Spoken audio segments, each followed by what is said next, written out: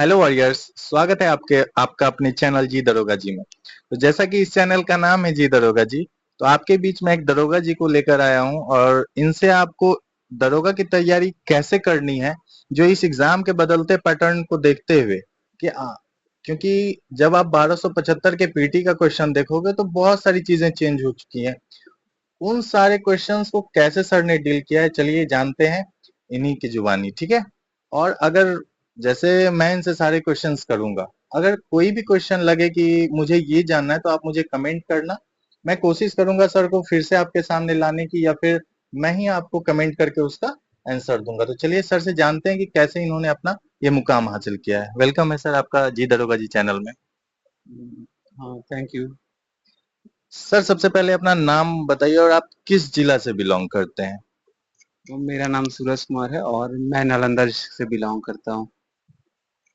अच्छा सर, आपके इस कड़ी में जब आपने तो 1275 में अपने लिए एक सीट अपने बना लिया है, तो आपके इस कड़ी में अपने आपके फैमिली का क्या योगदान रहा है। जैसा कि आप लोग को पता है कि किसी भी छात्र के जीवन में या जो भी प्रिपरेशन करते हैं उनके उनके जो मेन सपोर्ट सिस्टम होते हैं वो फैमिली होते हैं। माता पिता, भाई बहन, सारे। तो उनका तो योगदान का कोई जिक्र ही नहीं किया जा सकता है। हर पल, हर जगह पे, हर रास्ते पे, हर मुकाम पे उनका सहयोग होता है। अप्स एंड लो, किसी भी सिचुएशन। सर आपका एजुकेशनल बैकग्राउंड क्या रहा है, थोड़ा सभी लोगों के साथ शेयर कीजिए। अ, मेरी एजुकेशनल बैकग्राउंड की बात की जाए तो प्रारंभिक परीक्षा मेरे गांव के प्राथमिक विद्यालय से हुई है। और उसके बाद माध्यमिक विद्यालय भी गांव के विद्यालय से हुई है, प्राथमिक वहाँ। और हाई स्कूल से मैंने 10वीं की परीक्षा उत्तीर्ण की है। उसके बाद 12th भी मेरा स्नातक विद्यालय से हुआ है, जो कि बिहार विद्यालय परीक्षा समिति से संबंधित है। सारे एग्जाम मैंने बिहार विद्यालय परीक्षा समिति से पास की है। और उसके बाद ग्रेजुएशन आपको बीएन कॉलेज पटना यूनिवर्सिटी से, पोस्ट ग्रेजुएशन भी पटना यूनिवर्सिटी से मैंने की है। तो अगर एजुकेशनल बैकग्राउंड के बारे में पूछे तो ऐसा कोई नहीं है कि मैंने सीबीएसई से की है या बहुत हाई फाई स्कूल से मैंने पढ़ाई की है। गांव में जो स्टार्टिंग में मैंने जब जब गांव जाता स्कूल जाता था, तो उसमें स्कूल में बेंच भी नहीं हुआ करते थे, टीचर्स भी बहुत लिमिटेड, मतलब एक या दो हुआ करते थे। तो आप इस परिस्थिति से अभी आगे बढ़ सकते हैं। बस अपने आप को, जैसे पढ़ाई हो रहा है वो धीरे धीरे आप करते जाएं। मतलब अपने पढ़ाई की कंसिस्टेंसी को बरकरार रखनी है। अच्छा सर, क्या कभी आपको ऐसा लगा हो, आपकी लाइफ में कोई ऐसा फेज आया हो जिससे लगा हो कि नहीं यार अब पढ़ाई नहीं हो सकता, अब गिव अप करना पड़ेगा, मैं अब पढ़ नहीं पाऊंगा, क्या ऐसा भी किसी फेज से आपको सामना करना पड़ा है। ये तो जिसको कहते हैं वास्तविक सच्चाई है छात्र जीवन की, वो है। क्योंकि आप जब तैयारी शुरू करते हैं तो आपको तैयारी के शुरू के दौरान आपको कुछ पता नहीं होता है कैसे तैयारी करनी है, कैसे नहीं करनी है। और अब तो ये मीडिया हो गया है, यूट्यूब हो गया है, टेक्नोलॉजी आ गया है, पहले ये सब चीजें नहीं थी उतनी।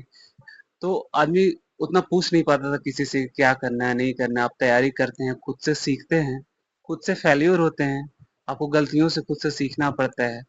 तो लगता है किसी-किसी समय पे लगता है कि हाँ, अब नहीं होगा, कैसे होगा, क्या होगा? आदमी बहुत लो फील करता है, अप्स एंड डाउन आते हैं। जब भी आप एग्ज़ाम बहुत सारे एग्ज़ाम फेल करते हैं, ऐसा नहीं है कि कोई भी छात्र होता है वो एक ही बार में सारे एग्ज़ाम पास करते हैं।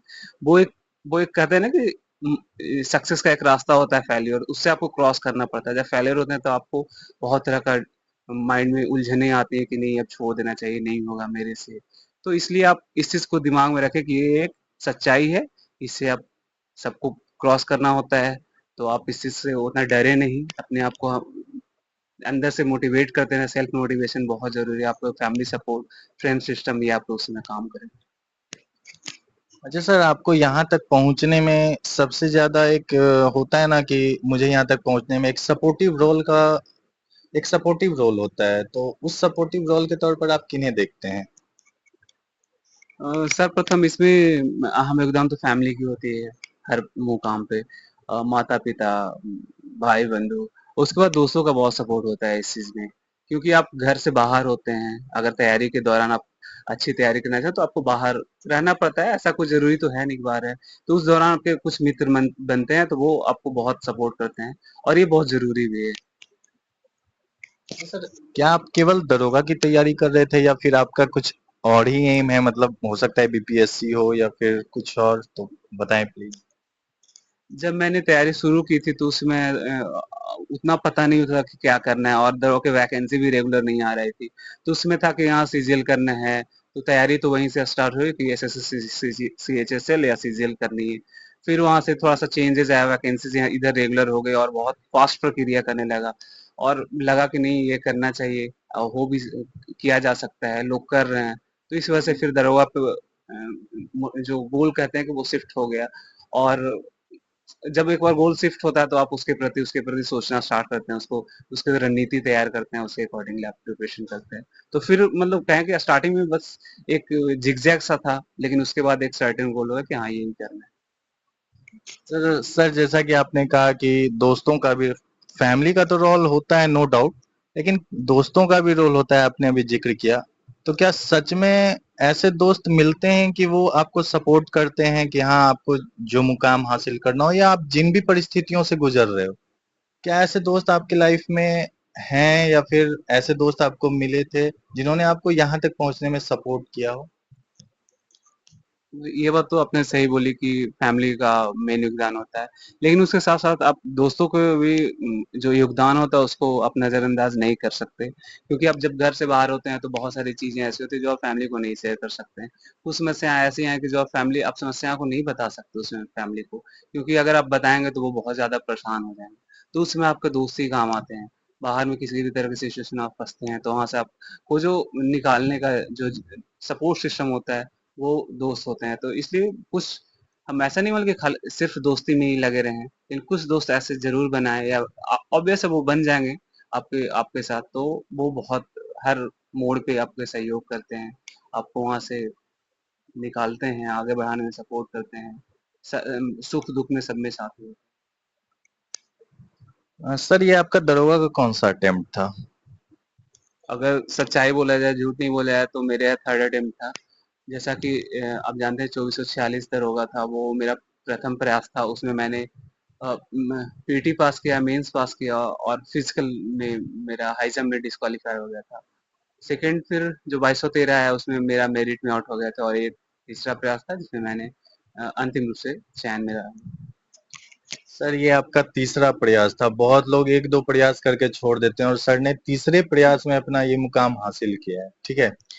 अच्छा सर, जैसा कि आपने बताया कि 2446 में आप फिजिकल में डिस्qualiफाई हो गए, तो 2213 में क्या हुआ था सर? मेरिट क्यों नहीं बना आपका? क्या कमियां रह गई थी जो आपने इस एग्जाम में सुधार किया और आपने अपना फाइनल सिलेक्शन करवा लिया? जैसा कि आपने पूछा कि 2213 में क्या कमी रह गई, इस वजह से आपने 1275 में सुधार किया, तो कहीं ना कहीं मुझे लगता है कि मेरा प्रिपरेशन तो सही था, सेम था, और उसको बढ़ाया था मैंने, लेकिन एग्जाम में कुछ ऐसी गलतियां हुई थी जिसकी वजह से मेरा मेरिट नहीं बना था। क्योंकि अ, आप क्वेश्चंस को अच्छे से नहीं पढ़ते हैं, कुछ क्वेश्चन इजी होते हैं आप उसको बहुत इजी सोच लेते हैं, और बहुत फास्ट में क्वेश्चन को बढ़ जाते हैं। जैसे कि उसमें नहीं होता है लास्ट में लिखा, वो आप नहीं पढ़ते हैं, चारों ऑप्शंस को नहीं देखते हैं आप। तो ये सब कुछ कुछ छोटी मोटी कमियां थी, जिसको छोटी मोटी बोलते हैं लेकिन बहुत भारी पड़ता है जब आपका मेरिट से आउट होते हैं, या पॉइंट नंबर से छूटते हैं, तो आपको बहुत दुख होता है।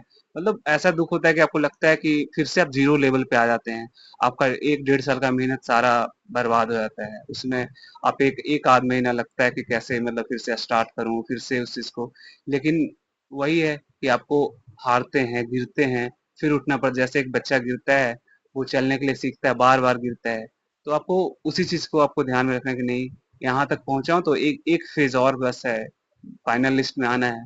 तो वो आपको हमेशा अपने आप को मोटिवेट कर लो, उसमें तो आप बहुत लो होंगे, उसमें आपका जो सपोर्ट सिस्टम होगा, वो सपोर्ट सिस्टम आपका फ्रेंड्स, फैमिली, वो काम करेंगे आपको हमेशा मोटिवेट करके कि निकालने में काम करें। तो ये चीज़ को ध्यान में। अच्छा सर, आपने गवर्नमेंट जॉब की तैयारी के बारे में कब सोचा था? तो गवर्नमेंट जॉब की तैयारी की मैंने ग्रेजुएशन के दौरान स्टार्ट की थी। जब ग्रेजुएशन में एडमिशन लिया था तो उसमें से मैंने शुरू इस चीज के बारे में सोचा था कि थोड़ा थोड़ा पढ़ाई स्टार्ट किया जाए। सर क्या आपने कोई प्रॉपर रूटीन भी फॉलो किया था? जैसे बहुत सारे स्टूडेंट रूटीन बनाते हैं 6 बजे उठने का, 5 बजे उठने का, लेकिन वो कभी फॉलो नहीं कर पाते हैं। जैसा कि मैं भी अपने स्टूडेंट लाइफ में अनुभव किया हूँ कि वो एक रूटीन तो बनाते हैं, लेकिन उसे कभी फॉलो नहीं कर पाते। तो क्या आपने भी कोई रूटीन फॉलो किया था? आपने बहुत अच्छी बात की रूटीन की। रूटीन एक होता है कि रूटीन तो ऐसे ही आपने पेपर पे कोई सीट पे बना लिया और बहुत एकदम टाइट सा रूटीन की नहीं, गैप नहीं है वो तो ऐसा नहीं, लेकिन एक है कि सेल्फ डिसिप्लिन बहुत जरूरी है। आपका जब पेपर हो, एग्जाम्स हो, तो उसमें आपको बहुत अन्य चीजें जो होती हैं उससे आपको थोड़ा सा कट शॉर्ट करना पड़ता है, आपको बहुत अपने आप को लिमिटेड रखना पड़ता है। जो चीजें मार्केट में हो रही है उससे आपको दूर रखना पड़ता है, क्योंकि एग्जाम्स का वो रिक्वायरमेंट है। मार्केट कंपटीशन बढ़ रहा है, कटअप देख रहे हैं कि दिन पर दिन बढ़ रहा है, तो आपको सेल्फ डिसिप्लिन बहुत जरूरी है। एक प्रॉपर सा रूटीन हो कि जो फ्लेक्सिबल हो, बहुत ज्यादा ये नहीं हो कि बहुत टाइट सा रूटीन हो, वो जरूरी नहीं, लेकिन एक है कि सेल्फ डिसिप्लिन बहुत जरूरी है। उसको आप ध्यान में रखें, अपना उससे उसके अनुसार करें जो आपको जो सूट करे।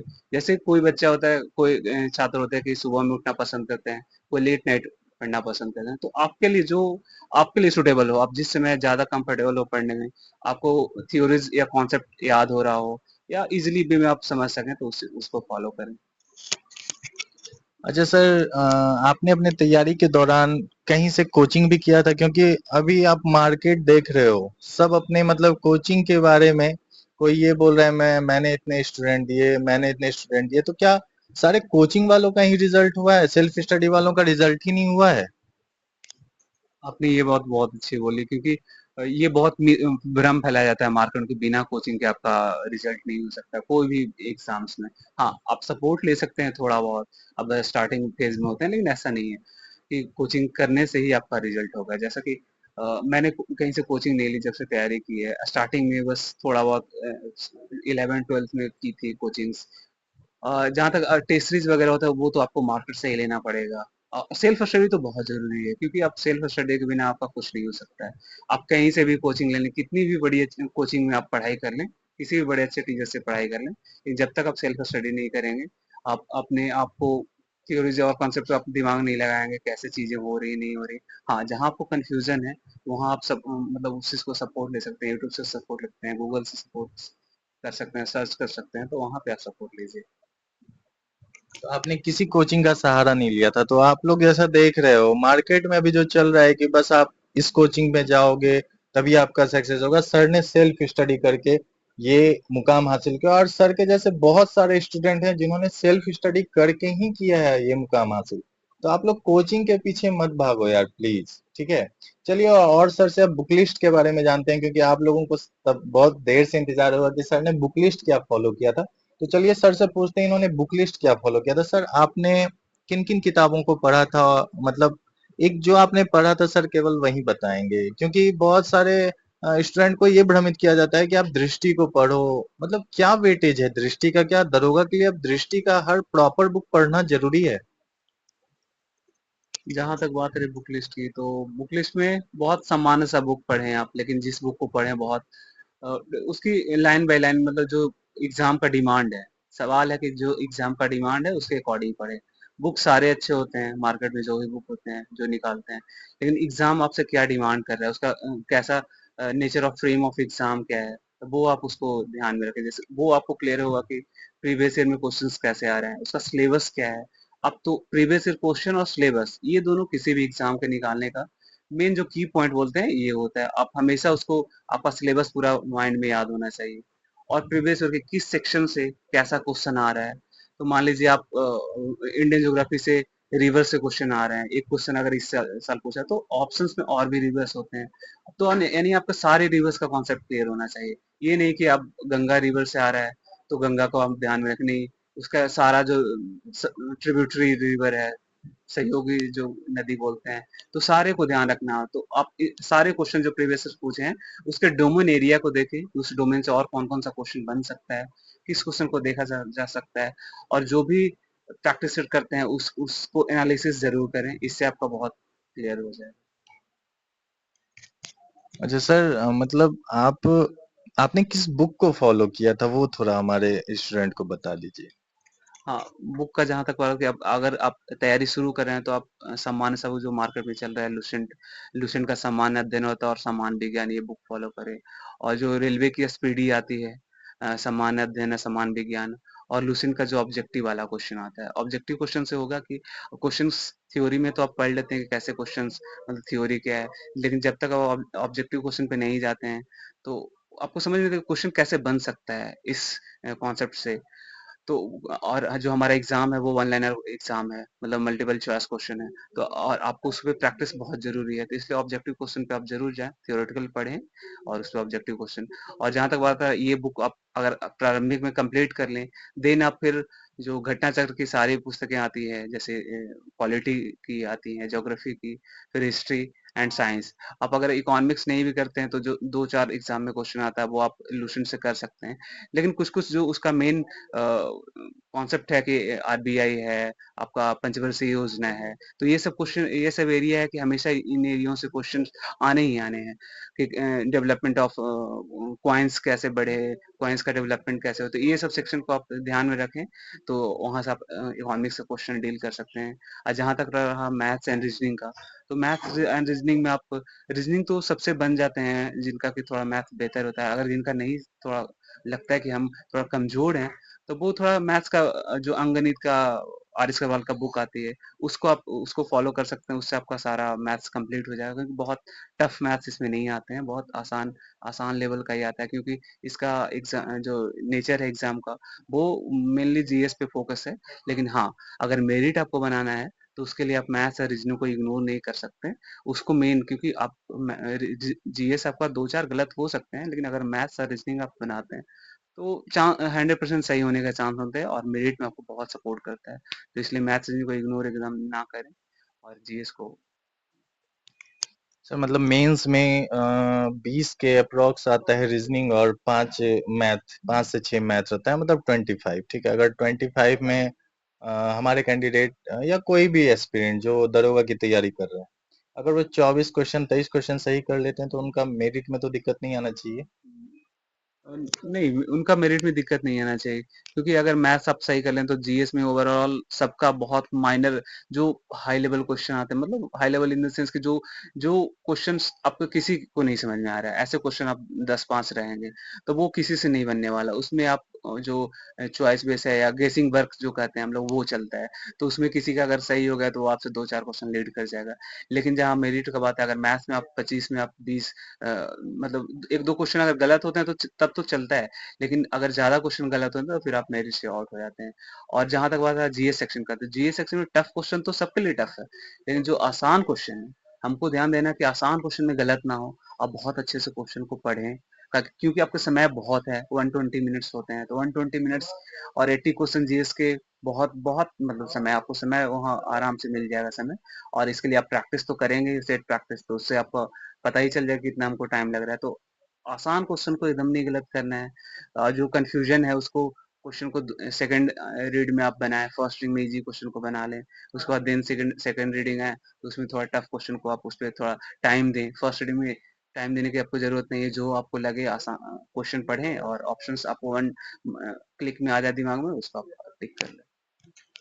अच्छा सर, जैसा कि आपने अपने बुक लिस्ट के बारे में बताया, तो क्या आपने किसी कोचिंग के नोट्स का भी सहारा लिया था? क्योंकि अभी आप मार्केट जाओगे, जैसे पटना में ही आप मार्केट में निकलते होंगे, तो हर दुकान में बुक से ज्यादा कोचिंग के नोट्स बिक रहे हैं। ठीक है, हर कोचिंग के नोट्स बिक रहे हैं।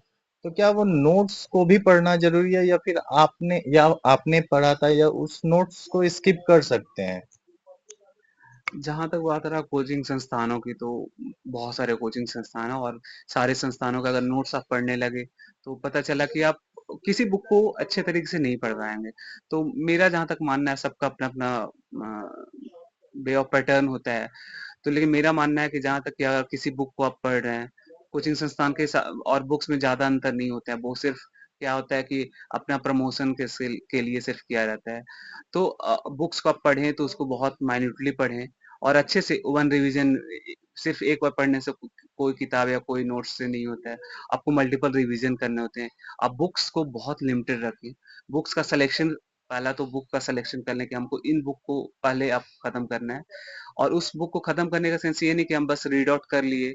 आप हाँ रीडिंग, फर्स्ट रीडिंग दीजिए, देन आप उस पे उसको आपको कहते हैं ना कि मल्टीपल रिवीजन, मल्टीपल रिवीजन में क्या होता है कि आप उसको माइंड में अब बैठ करके भी सोचें कि उस कॉन्सेप्ट में मेरा क्या क्या आ रहा है, क्या उसमें होता है, तो आपको माइंड में आना चाहिए सारा चीजें।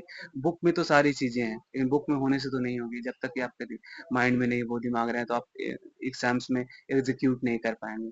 तो वही है, बुक्स को नहीं, आप मल्टीपल रिवीजन पे फोकस करें। अगर आप किसी कोचिंग संस्थान का नोट्स भी पढ़ रहे हैं, तो उसको भी रिवीजन, लेकिन मेरा मानना है कि जहाँ तक बुक है इतना ऑथेंटिक है, लोग ज्यादातर बुक पे ही फॉलो करते हैं। हाँ, अगर आपको लगे कि मेरा बुक हो चुका है और हमको समय, मेरे पास एनफ समय है, आपके पास बचा हुआ है, तो आप सपोर्ट के लिए या कोई कॉन्सेप्ट आपको नहीं समझ में आ रहा है, देन आप कोचिंग संस्थान का नोट्स हो सकता है, लेकिन वो भी लिमिटेड रूप में। ये नहीं कि आप ढेर सारा रूम में बुक्स का अंबार लगा दिए और आप उसी में उलझे हैं, तो इससे आपका रिजल्ट नहीं होगा। आवर्स मैटर नहीं करते हैं, एफिशिएंसी मैटर करता है और क्वालिटी मैटर करता है हमेशा। तो इस चीज पे ध्यान दें।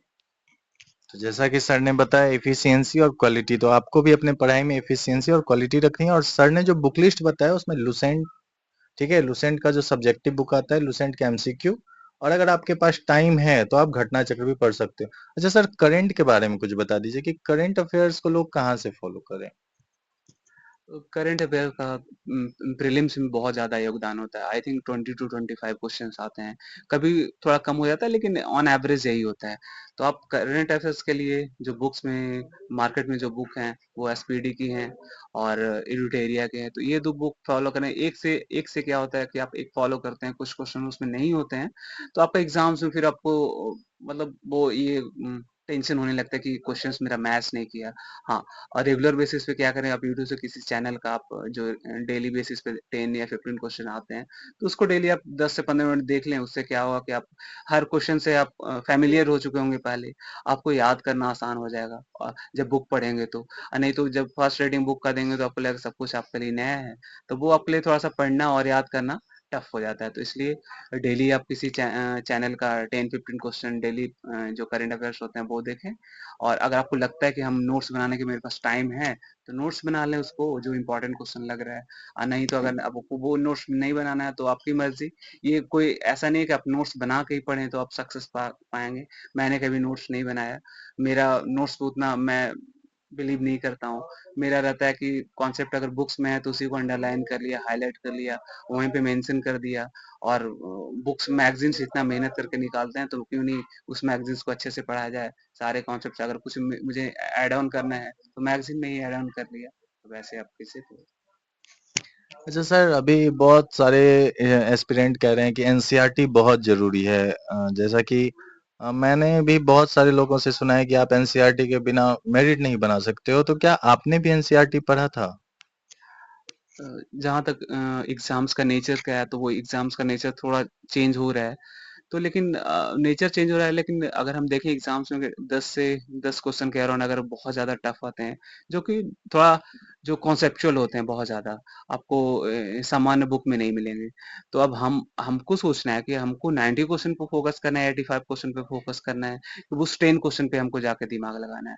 हाँ, अगर आपको लगता है कि मैंने ये सारे बुक्स को कवर कर लिया है, अब मेरे पास टाइम है, तो आप एनसीईआरटी को ओवरलुक कर सकते हैं। और आप ये जानते हैं कि किसी बुक को अगर एक रीडिंग देते हैं तो आप उससे आपको कॉन्सेप्ट नहीं, हाँ एक दिमाग में आया कि हाँ चीजें हैं ऐसी हैं, तो आप देख सकते हैं। जहाँ एनसीईआरटी आप अगर 6 से 12 तक एनसीईआरटी को फॉलो करते हैं, तो वो मुझे जहां तक मानना है कि लोगों के लिए वो इतना रिक्वायर नहीं है कि आप 6 से 12 तक पढ़ें। हाँ, अगर एग्जाम्स का नेचर है, डिमांड ऐसा है, अगर जैसे कुछ क्वेश्चन आ रहे हैं, तो उस सेंस में आप 9 एंड 10 का वर्ल्ड हिस्ट्री पढ़ लें, क्योंकि कुछ क्वेश्चन वर्ल्ड हिस्ट्री आ रहे हैं।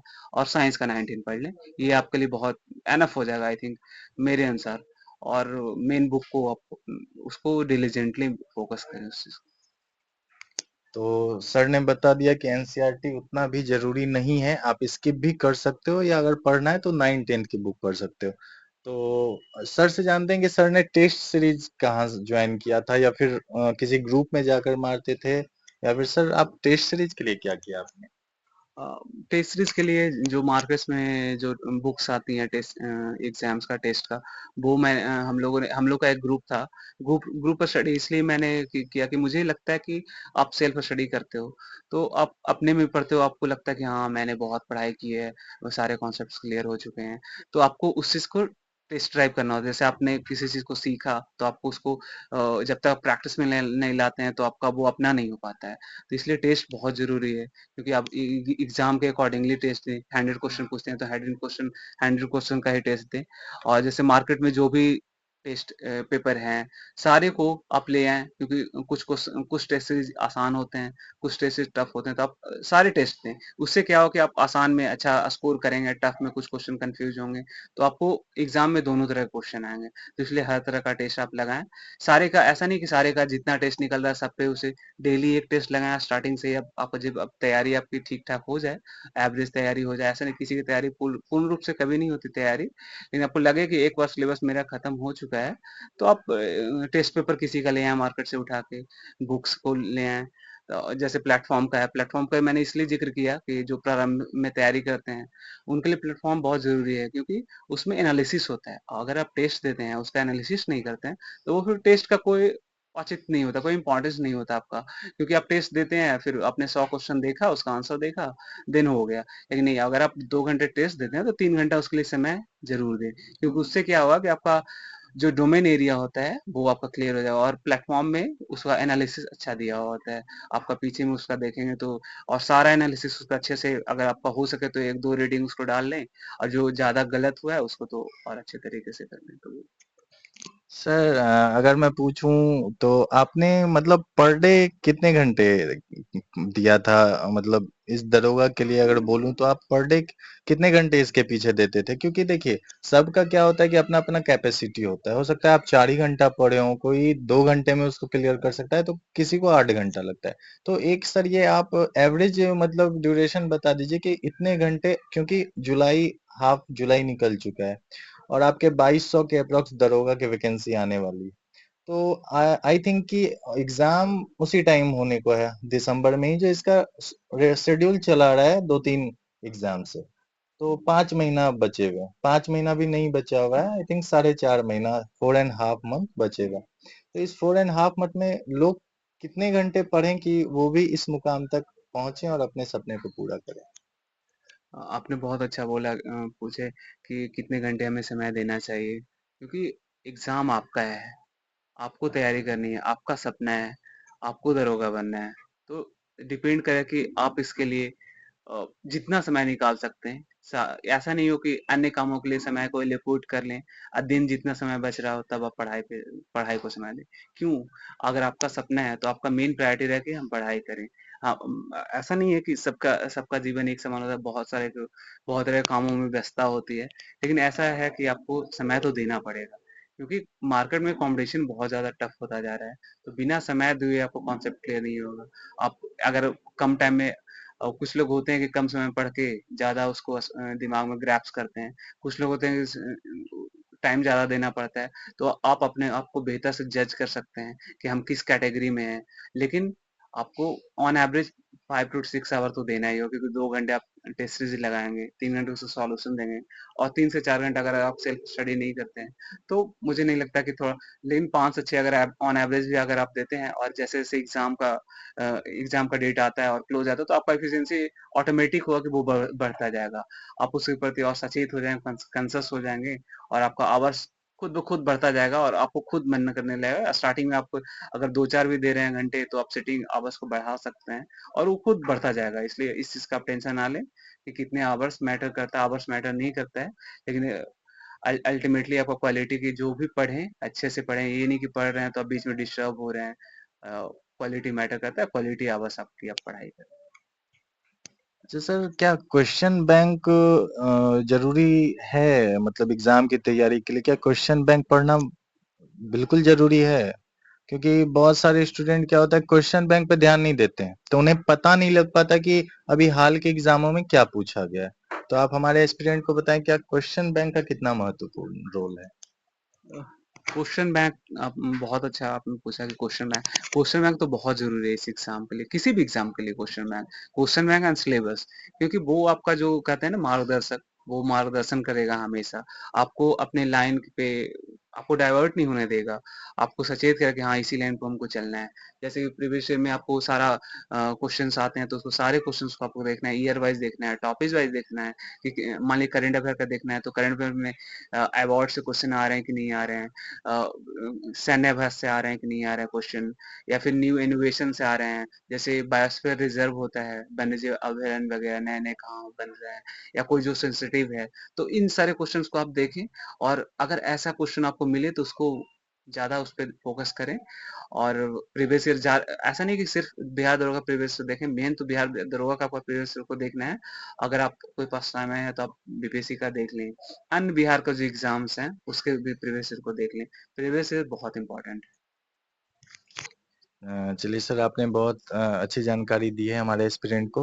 अच्छा सर, क्या बहुत सारे स्टूडेंट का ये, क्योंकि अभी बहुत सारे लोग फिजिकल में भी डिस्क्वालीफाई हुए, अप्रोक्स 40% कैंडिडेट फिजिकल पास किए हैं और उनमें लड़कों की संख्या डिस्क्वालीफाइंग में ज्यादा थी। तो आप क्या, मतलब आपकी क्या राय होगी, क्या अभी से फिजिकल स्टार्ट कर देना चाहिए या फिर पीटी मेंस हो जाने के बाद करना चाहिए? फिजिकल तो इस एग्जाम्स के 3 फेज होते हैं, पीटी मेंस एंड फिजिकल। तो तीनों बहुत इंपॉर्टेंट हैं, क्योंकि अगर आप पीटी में पास कर जाते हैं, मेंस में पास कर जाते हैं और अच्छा नंबर ले आते हैं, और फिजिकल में थोड़ा बहुत के लिए चूक हो जाती है, तो फिर से आप जीरो लेवल पे आते हैं और 1 डेढ़ साल आप पीछे चले जाते हैं। तो फिजिकल बहुत जरूरी है, तो क्यों ना हम ऐसा करें कि स्टार्टिंग से उसको थोड़ा थोड़ा ध्यान दें। कभी कभी ऐसा लगता है कि हम मेरा हो जाएगा, हमसे हो जाएगा, कोई दिक्कत नहीं, लेकिन फिर भी उसमें अगर टाइम बिहार दर वो होता है कि एक 20 कभी कभी 20 दिन ही देता है, कभी 16 दिन देता है, कभी 1 महीना। जैसे 64 शीट में इधर 20 दिन ही टाइम मिला था। तो बहुत जरूरी है कि आप पहले से पीटी के टाइम से या स्टार्ट कर दें, एग्जाम से पहले आप एक आध मंथ पहले छोड़ दें, या 1-2 वीक पहले छोड़ दें तो कोई दिक्कत नहीं है। आपको उसमें इंजरी वगैरह कम आएगा अगर कम टाइम मिला है तो। नहीं तो ऐसे आप जब स्टार्ट करते हैं स्टार्टिंग में तो आपको 15 दिन इंजरी ही होता है, सिन पेन, ये सब पेन स्टार्ट हो जाएगा, किसी किसी के पैर वगैरह फ्रैक्चर हो जाता है। तो बेहतर होगा कि आप सबको साइमल्टेनियसली करें। 1 घंटा मॉर्निंग में आप ग्राउंड जा सकते हैं, ज्यादा नहीं, 1 से 2 किलोमीटर आप रनिंग करें, मेन रनिंग ही है। रनिंग अगर हो जाता है तो आपका हाई जंप लॉन्ग जंप में पैरा स्ट्रांग होता है, हो जाता है, तो आपके लिए बहुत इजी हो जाता है। तो इसलिए फिजिकल को साथ में करें। जैसा कि सर ने कहा कि फिजिकल को साथ में करें, क्योंकि आप लोग अभी देखे हो कि 40% स्टूडेंट ही फिजिकल पास किए जिनका अच्छा नंबर था। किन्हीं का 87 नंबर था तो किन्हीं का 90 नंबर था, वो लोग फिजिकल में डिस्क्वालीफाई हुए हैं। तो आप लोग ऐसी गलती नहीं करेंगे जैसा कि सर ने आप लोगों को बताया है। चलिए सर से पूछते हैं कि इन्होंने अपना फिजिकल मतलब खुद से किया है या फिर किसी मतलब कोच को इन्होंने ज्वाइन किया था। सर, आपने फिजिकल कैसे किया? फिजिकल आप खुद से भी कर सकते हैं फिजिकल, लेकिन क्या होता है कि आप जब कहीं ज्वाइन करते हैं, ग्रुप में ज्वाइन करते हैं, तो वहाँ आपको लोग बताने वाले होते हैं, कुछ दोस्त मिल जाएंगे तो वो आपको सपोर्ट करेंगे, और जो कोच होते हैं वो भी आपको बहुत मतलब बताते हैं ट्रिक्स एंड टेक्निक कैसे फॉलो करना है, क्योंकि रनिंग तो करना है। तो मैंने गांधी मैदान में लास्ट टाइम तो एक अमित भैया थे उनके अंडर किया था, और इस बार मार्कोस टीम में मैंने ज्वाइन किया था, जहाँ मुझे बहुत सपोर्ट मिला, हर तरह से सपोर्ट मिला। हर जगह पे जहाँ भी किसी भी तरह का दिक्कत हुआ तो आपको हर एक पे इंडिविजुअल ध्यान देना है, तो बहुत मतलब ज़रूरी है। ऐसा भी नहीं कि इसके बिना बिना कहीं जॉइन किए नहीं हो सकता आपका, अगर आप फिज़िकली स्ट्रॉन्ग है, कर सकते हैं तो किया जा सकता है। लेकिन एक कहते हैं ना कि आसान हो जाता है चीज़ें आपके लिए, कोई गाइड करता है तो इसलिए दोनों आप अपने अकॉर्डिंग देख लिया, आप खुद से कर सकते हैं तो कीजिए, नहीं तो फिर आप कहीं फिज़िकल ट्रेनिंग में जॉइन कर लें। कहीं भी आजकल तो बिहार में हर जगह है। तो मैंने सर से कोशिश की है कि आप लोगों को सारी जानकारी दिलवा सकूं ताकि आप लोग आने वाले वैकेंसीज में अपना अच्छा प्रदर्शन कर सको। अच्छा सर, कुछ उन एस्पिरेंट्स के बारे में बता दीजिए जिनका फिजिकल में नहीं हुआ या पीटी में नहीं हुआ या फिर वो मेंस नहीं कर पाए और वो मतलब हताश होके बैठे हुए हैं कि यार इतने सालों से किन्हीं का फर्स्ट अटेम्प्ट होगा, किन्हीं का फोर्थ होगा, क्योंकि गवर्नमेंट जॉब की तैयारी के लिए बहुत सारे लोग बहुत दिनों से प्रयास कर रहे हैं, ठीक है। तो उसमें क्या होता है ना कि वो लोग हताश हो जाते हैं कि यार कितना दिन तैयारी और करूं। तो क्या करना चाहिए उन लोगों को कि जैसे कि ये अभी इलेक्शन का टाइम है, बिहार में इलेक्शन होने वाला है, तो वैकेंसीज तो आएंगी, ये तो सभी को पता है। और इस बार अच्छे लेवल पे वैकेंसीज आ रही है। तो उन लोगों को क्या करना चाहिए जो लोग हताश बैठे हैं, क्या उनके बारे में दो शब्द बता दीजिए। सर्वप्रथम तो मैं उन लोगों के बारे में बताना जिनका कि 1275 में चयन अंतिम रूप से नहीं हुआ, मेरिट नहीं बन सका है। ऐसा नहीं कि अपने आप को बहुत ये अपने आप को बहुत मिनिमाइज करें, बहुत लो करें कि नहीं हम मेरा नहीं हुआ। होता है कि आपका कुछ क्वेश्चंस या कुछ क्वेश्चंस जो आसान क्वेश्चन होते हैं वो गलत हो जाते हैं, और कुछ कुछ किन्हीं लोगों का वो जो गेस वर्क होते हैं वो ज्यादा सही हो गया। तो थोड़ा सा भाग्य मैटर करता है। तो इस चीज को आप बिलीव करें कि आपका भी एक दिन होगा, आप यहाँ तक पहुंचे हैं तो कुछ आप में तो कुछ तो है, कोई बात तो है, आप इतना मेहनत करके यहाँ तक पहुंचे हैं। और दूसरी बात फिजिकल का रहा, तो फिजिकल या प्रीटी मेंस में तो आप हर हर स्टेप पे अपने आप को जो कमियां हैं उनको देखें, उनमें सुधार करें, और हमेशा सचेत रहें कि इस कमियों को अगली बार हमको रिपीट नहीं करना है। जैसे एग्जाम्स होते हैं तो एग्जाम से पहले आप अच्छी नींद लें रात में, क्योंकि अगर आप नींद नहीं लेते हैं तो क्या होता है कि आपका एग्जाम्स में आपका दिमाग सही से काम नहीं करता, और आसान क्वेश्चन पे आपका दिमाग नहीं लगता है। और कुछ आपको नींद अगर पूरी होती है अच्छे से तो आप कुछ टफ क्वेश्चन को भी आपका किसी न किसी लिंक जोड़ करके आप सही कर सकते हैं क्वेश्चंस को। तो इन जैसे खाना एग्जाम से पहले बहुत लाइट खाएं, बहुत नॉर्मल खाना खाएं कि जिससे आपका पेट वगैरह डाइजेशन सही हो। फिजिकल का भी वही कॉन्सेप्ट है कि फिजिकल से पहले आप नींद अच्छी लें, खाना एकदम सिंपल खाएं। ऐसा नहीं, और ज्यादा ये नहीं कि ओवर कॉन्फिडेंट भी हो जाए कि मेरा तो फिजिकल ग्राउंड में हो रहा है तो वहां भी कोई टेंशन नहीं हो। अब हमेशा हर पॉइंट और बिंदु पे सचेत है, क्योंकि मेरा 2440 में ग्राउंड में हर बार हाई जंप ऐसा नहीं था। मैंने उस पर क्या हुआ था कि टाइगर जंप पहले देता था और उसमें सीजर कर दिया था, लेकिन मैं ग्राउंड पे दोनों करता था। मेरे से सीजर हर बार हो जाता था, फर्स्ट प्रयास में ही हो जाता था, लेकिन ग्राउंड पे मेरे से नहीं हुआ। तो मुझे यही लगा कि क्यों नहीं हुआ। तो मुझे समझ में आया कि नहीं, मेरे से हो जाता तो मैंने इस चीज को बहुत लाइट में लिया कि वहां तो हो ही जाएगा, उतना क्या सोचना है। लेकिन आप इतना भी लाइट में चीजों को ना लें। इसी इसी तरह से आप पीटी मेंस चीजों को कि हर बार आपका हो रहा है तो आप बहुत लाइट में लिए। मेरे बहुत सारे ऐसे मित्र भी हैं जिनका कि लास्ट में मेरिट में छठे हैं, और अगली बार वो पीटी प्रीलिम्स में ही उनका नहीं हो पाया, चयन नहीं हो पाया। तो आप इस चीज को बहुत आसान में भी नहीं लें और बहुत कॉन्फिडेंट भी ना हो। जो कहते हैं ना कि मध्यम मार्ग, तो मध्यम मार्ग में हम चले, वो सबसे बेस्ट मार्ग होता है। महात्मा बुद्ध भी कहते हैं कि मध्यम मार्ग ही बहुत ज्यादा सफल होते हैं, तो इसलिए वो बहुत जरूरी है। थैंक यू सर, आप हमारे एक्सपीरियंस को लगभग सारी जानकारियां आपने दे दी हैं। तो सर ने भी पहले प्रयास में नहीं हो पाया था, सर का फिजिकल में डिस्क्वालीफाई हो गया, सेकंड में मेरिट नहीं बना, लेकिन अंतिम रूप से ये चयन हुए हैं। तो आप लोग बस इनसे ये सीख ले सकते हो कि अगर आप हार नहीं मानते हो, अगर आप हिम्मत रखते हो, तो आपका भी चयन आज न कल होना ही है। तो आप लोग भी हिम्मत नहीं हारना है मेरे दोस्त, और लगे रहना है। सर कुछ लाइन बोलना चाहेंगे हमारे एस्पिरेंट को, जो उनको कुछ मोटिवेशन मिले। अ, मैं तो सारे इस पेरेंट को यही कहना चाहूंगा कि आप हर दिन पढ़ाई करें, कंसिस्टेंसी रखें, क्योंकि वो और सेल्फ डिसिप्लिन रखें, वो बहुत जरूरी है। ऐसा नहीं कि किसी दिन हम 10 घंटा पढ़ लिए, किसी दिन 4 दिन, हाँ ऐसा हो सकता है कि बीच में आपको कुछ काम काम आ जाए, आपका एक आध दिन होल्ड हो, तो उससे आप डिमोटिवेट ना हो कि हाँ मेरी पढ़ाई नहीं हुई है। आप लेकिन उसको कवर अप कर लें अपने चीजों को। और ग्रामीण प्रदेश से ऐसा कोई भी नहीं सोचे कि मेरा यहाँ से बिलोंग करता है, मैं बहुत गरीब हूँ, मैं बहुत लो स्तर से आया हूँ, तो मेरी ऐसा नहीं कि मेरा भी कंडीशन वैसा ही रहा। बहुत लाइफ में अप्स एंड डाउन आए हैं। मेरे पेपर के टाइम ही मेरी सिस्टर का ऑपरेशन हो रहा था, मैं दिल्ली था, मुझे बहुत कम टाइम मिले इस प्रयास में। आई थिंक 10 से 15 दिन मिला होगा मेंस के टाइम। मैं बहुत मतलब अपने घरेलू समस्याओं से उलझा हुआ था। तो ये जरूरी नहीं है आपका जो पहले का प्रयास होता है, मेहनत होता है, वो काम करता है। तो अपने आप को जो कहते हैं कि मानसिक रूप से मजबूत रखना है, तो वो चीज को आपको ध्यान रखना है। और ग्रामीण परिवेश से जो भी हैं तो ऐसा ना सोचें कि हम हिंदी माध्यम से हैं, इंग्लिश माध्यम से हैं, तो ऐसा कुछ नहीं है इसमें।